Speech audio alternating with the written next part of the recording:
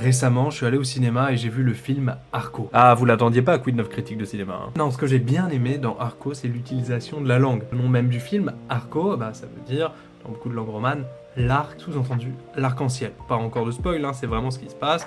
Il y a un rapport avec les arcs-en-ciel, je peux vous dire juste ça. Et en plus du film, qui est très bien, les deux personnages principaux s'appellent Arco et Iris. Dans la mythologie grecque, Iris, c'est bien la messagère des dieux, et c'est aussi, en minuscule, l'arc-en-ciel. C'est pour ça qu'on dit que les choses sont irisées, qu'il y a irisation quand il y a toutes les couleurs qui se mélangent un peu comme l'arc-en-ciel. Et on pense que si on remonte assez loin, iris, ça viendrait d'une racine indo-européenne qui veut dire tordre. Et là, on en revient un peu à l'idée de l'arc, hein.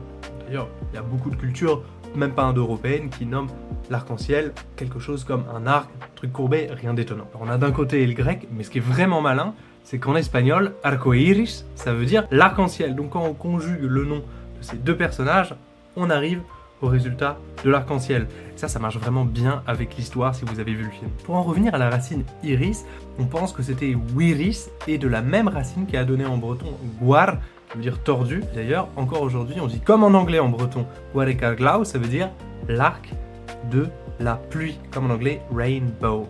C'est le français plutôt qui dit arc-en-ciel. Franchement, le film d'Hugo Bienvenu est le bienvenu. Ah, il doit en avoir marre qu'on fasse cette blague. Et on sent les influences d'un côté de Miyazaki et d'autres un petit peu des Pierrot et peut-être des premiers films d'animation français, donc ça c'est très cool. Mais il y a aussi un travail d'onomastique, donc du nom donné au personnage. Ça franchement ça fait plaisir hein, en 2025. Donc moi je le recommanderais, en tout cas maintenant vous savez que arc-en-ciel. C'est pas forcément la manière qu'on utilise pour parler de cette réalité dans toutes les langues, mais il y a souvent une idée de choses courbées quand même. Et pour ceux qui l'ont déjà vu, est-ce que vous avez remarqué d'autres choses intéressantes au niveau des noms, etc. Je suis curieux. Allez, ciao!